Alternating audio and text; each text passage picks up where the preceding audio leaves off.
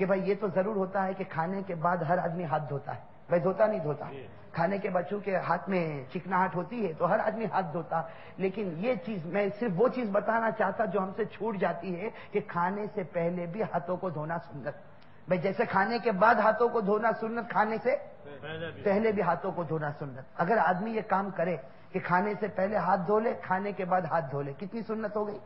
دو۔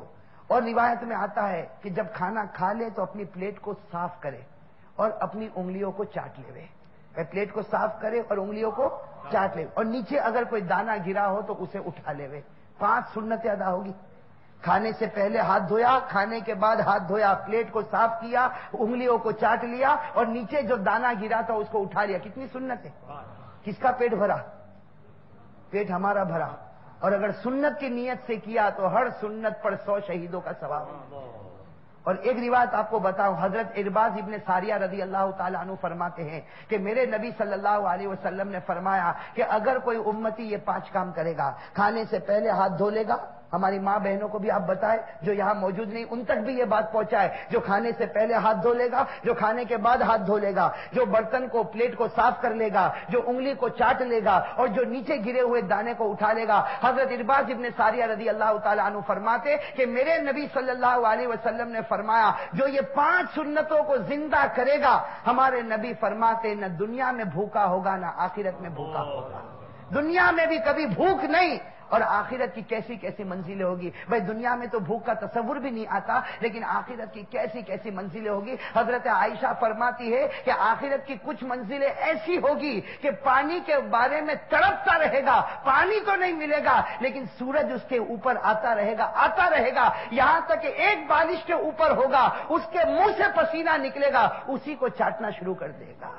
میرے بھائیو، بھوک اور پیاس کا عالم ہوگا، لیکن یہ 5 سنتیں اگر زندہ ہوگی تو ہمارے نبی کی بات ہے، نہ تو دنیا میں بھوکا نہ آخرت میں بھوکا۔ بھائی سب کریں گے انشاءاللہ یہ 5 سنتیں۔ اور ایک بات آخری کہ ہم سب طے کریں کہ نماز پڑھیں گے انشاءاللہ، بھائی 5 وقت کی نماز پڑھیں گے انشاءاللہ، اس لیے کہ میرے بھائیو نماز پڑھ لو نا، سارے گناہ چھوٹ جائیں گے۔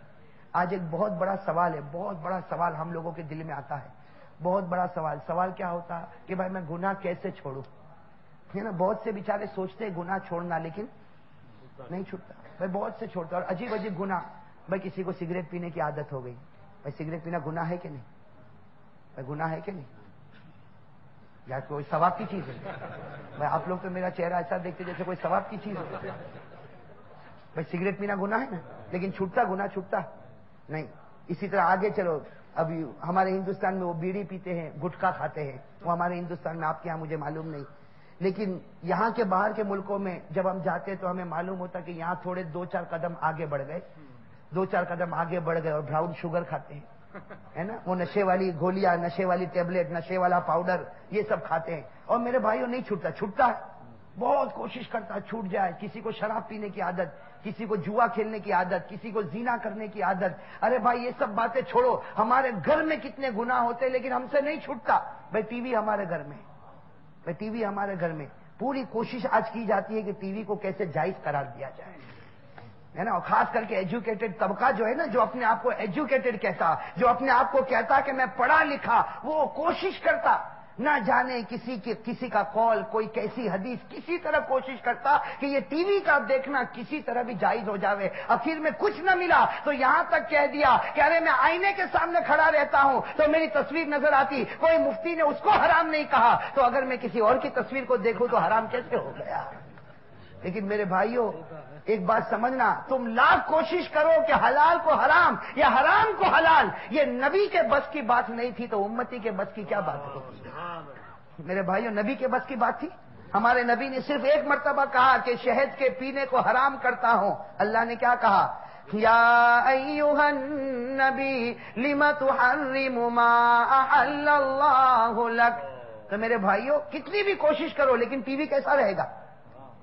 کہو نا حرام۔ اور یہ چھوٹتا گناہ ہم سے چھوٹتا، یہ آپ کے بس کی بات نہیں میرے بھائیو، ٹی وی اور بی وی،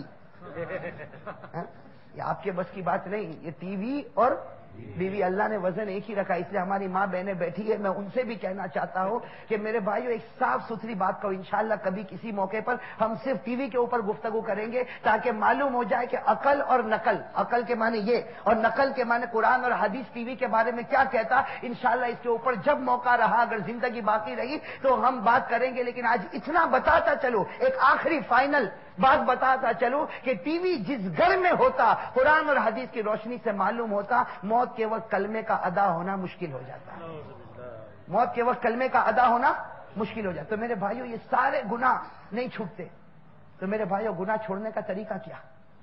بھائی گناہ نہیں چھوٹتے نا، ٹی وی گھر سے نہیں نکلتا، چہرے پر داڑھی نہیں آتی، تو یہ گناہ چھوٹیں گے کیسے؟ بھائی کیسے چھوٹیں گے؟ کوئی تعویذ پیئیں گے تو گناہ چھوٹے گا؟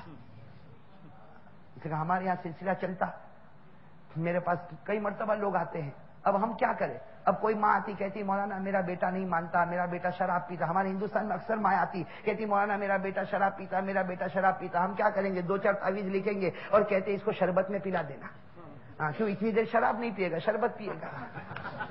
لیکن میرے بھائیوں کیا گناہ چھوٹنا کس کو کہتے ہیں؟ گناہ کیسا چھوڑے؟ ارے بھائی گناہ چھوڑنا نہیں چھوڑنا، ارے بھائی چھوڑنا ہے کہ نہیں چھوڑنا؟ کبھی ہم نے سوچا کہ گناہ مجھ سے چھوٹے گا کیسے؟ ہاں رمضان کے مہینے میں تھوڑی دیر کے لیے ہمارا گناہ چھوٹ جاتا، آپ نے دیکھا ہوگا رمضان کے مہینے میں ہمارے گھر میں جو ٹی وی ہے نا، ہماری ماں بہنیں اس کے اوپر خوبصورت چادر رکھتی ہے، دیکھا ہوگا نا خوبصورت چادر رکھتی ہے۔ میں اکثر کہتا ہوں، میں نے انگلینڈ میں کہا تھا ایک مرتبہ کہ جب چادر رکھا، جب کفن پہنایا تو دفن بھی کر دو۔ اور میرے بھائیو ایک عجیب بات بتاؤں، ہماری ماں بہنیں خوبصورت چادر رکھے گی اور پھر کیا کہیں گے؟ رمضان 9 مہینوں نہیں جوانو، رمضان 9 مہینوں نہیں جو، اور اگر کوئی دیکھے تو کہتے کتنی شرم کی بات ہے، رمضان کا مہینہ اور ٹی وی دیکھتا۔ تو میرے بھائی رمضان کا مہینہ گیا تو سب بے شرم ہو گئے، اور رمضان کے مہینے میں اللہ دیکھتا تھا، رمضان کے بعد کہ اللہ نے دیکھنا بند کر دیا۔ میرے بھائیو جو چیز حرام ہے وہ حرام ہو کے رہے گی، لیکن چلو ایک آخری بات بتاتا چلو ورنہ بات لمبی ہوتی جائے گی، میں خود بھی تھکا ہوا، آپ بھی تھکتے ہوں گے، آپ کہتے ہوں گے یہ تو فرسٹ امپریشن کہیں بیڈ امپریشن نہ پڑ جائے، اس لیے میں بھی اپنی بات ختم کروں، لیکن ایک آخری بات بتا دوں کہ میرے بھائیو گناہ کیسے چھوڑنا۔ قرآن کریم کی ایک آیت، میں آپ کو ایک تعویذ دیتا ہوا جاؤں، بھائی بہت آسان تعویذ، ہر ایک اس پر عمل کر سکتا، لیکن کریں گے؟ میں کرے تو دوں ورنہ پھر نہ دوں، چلا جاؤں میں بھی، میں کریں گے عمل سب لوگ؟ ہاں ایک بار ہاتھ اوپر کرو تاکہ بات پکی ہو جائے کہ ہم سب کریں گے انشاءاللہ۔ ہاں ایک تعویذ میں آپ کو دے کر جاتا ہوں میرے بھائیو، سارے گناہ چھوٹیں گے، آپ کو کچھ نہیں کرنا، گناہ خود بخود آٹومیٹک چھوٹتے جائیں گے، ایک کے بعد ایک، ایک کے بعد ایک، ایک کے بعد ایک۔ کیا کرنا؟